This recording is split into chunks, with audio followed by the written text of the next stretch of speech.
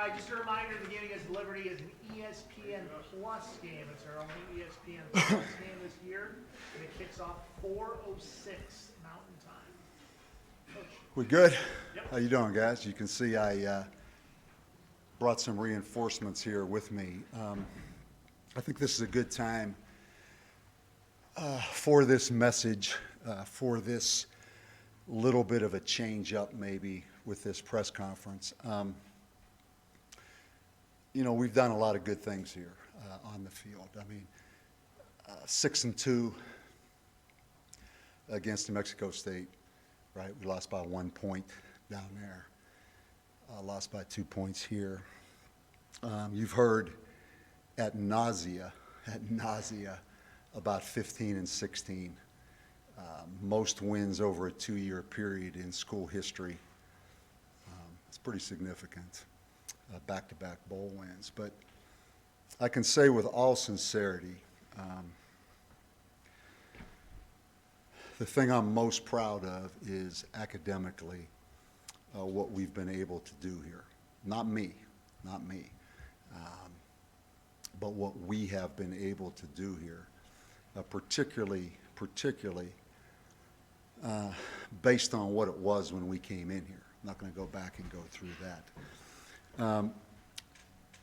Just like I said, those significant things we've done on the field, there have been some academic things that have happened here that I'm very proud of. We went fall of 18 and spring of 19 with the highest team GPA since they've been keeping records at UNM. That is very significant. I think we've had 3 of the 4 highest GPAs, spring of 18, fall of 18, spring of 19. We've had 7 of the top 10 in the history of the program here. But quite honestly, the crown jewel to me that means the most to me of all those things, the one thing we've been chasing, and it's been tremendously motivating for our team, is to have the highest semester in the history of the program. We had a fall here where we had the highest fall. You know, we had a year where we've had the highest year. But what's been kind of elusive is just that highest ever GPA. And I want to go back and I want to celebrate this because it needs to be celebrated. Again, not for me.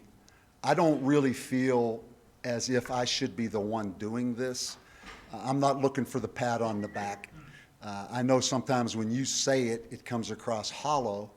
It doesn't come off as significant as if someone else said it. But quite honestly, I'm going to go back to spring of 2019. For some reason, this has been delayed, this announcement.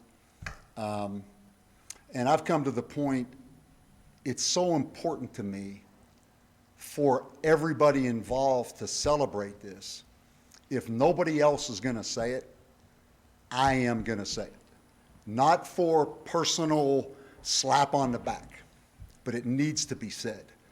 In the spring of 2019, this past spring, our football team had a 2.97, which is the highest single semester in the history of UNM football.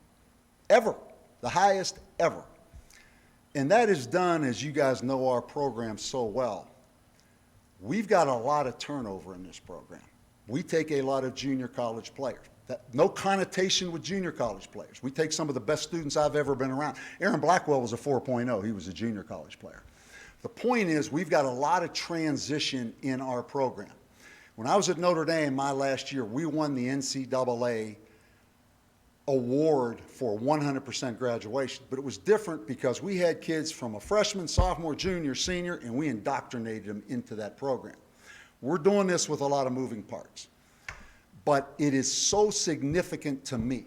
I know it's a little bit late.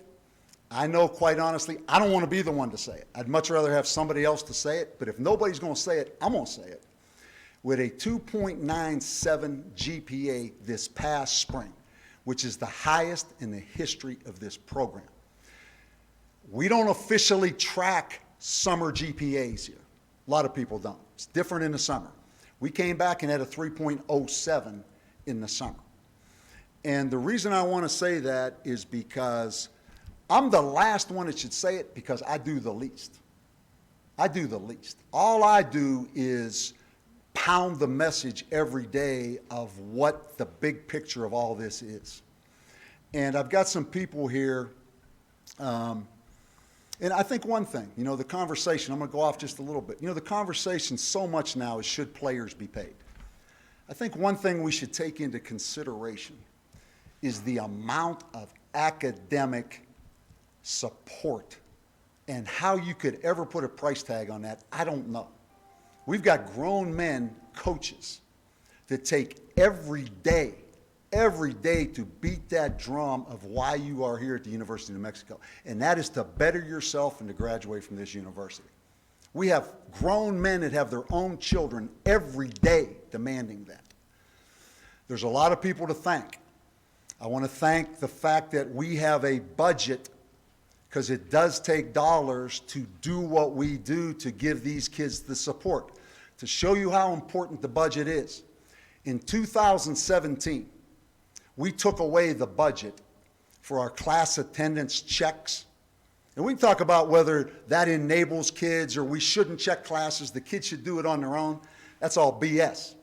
When you have young people that are away from home for the first time, all different degrees of academic ability, you darn sure have to check their classes to make sure they get off in a great start. But in the fall of 17, we suddenly took away all budget for class checking. We had our lowest GPA since I've been here at 2.52. So I'm very appreciative, even though we learned the hard way that you have to have the budget and you have to have money to do what we do. The second thing, I want to thank our coaches. I've already talked about that. Most of all, I want to thank these people up here. I'm going to have Andrea come up and speak just for a second. But Eden Mahina is a former player for us.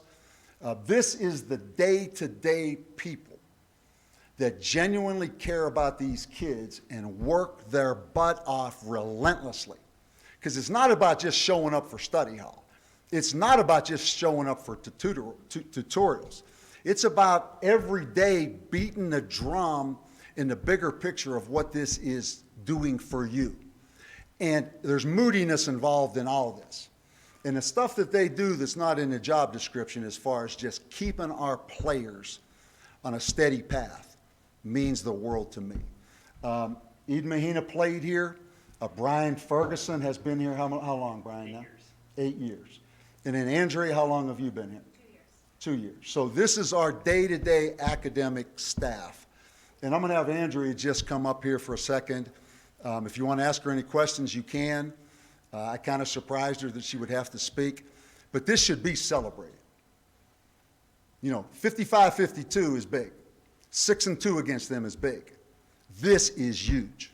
This is huge, okay? So, Andrea? All right. Hey, everybody. So I just kind of want to give you guys a little bit of background about what we do every day that made that GPA possible, the success we've had since we've been here possible.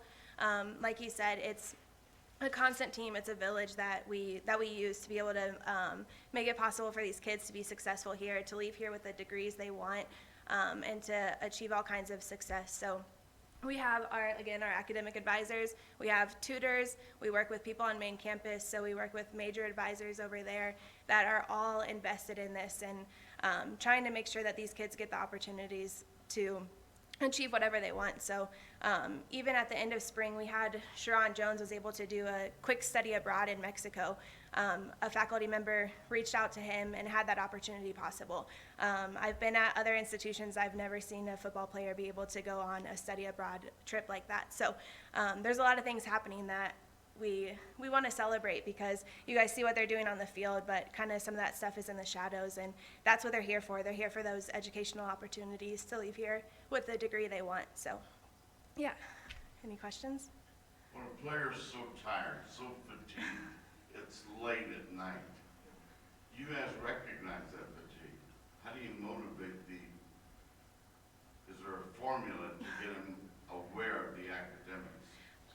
I think a lot of it is just being invested in what they're doing. So we understand like how much football means to them as well. So we're celebrating those facts, but it's also your education, your degree is important too. So we're here to support you. We're going to help you through that. So maybe it's, okay, you went to practice, you went to class, go home, take an hour nap, and then come back. And we're still up at study hall. We're there till 9:30 at night. So we're there as resources for them to make sure they're staying on track. And it's just kind of being that empathetic person for them, like understanding what they're going through each day and what we're going to do to help support that so they're still able to accomplish what they want.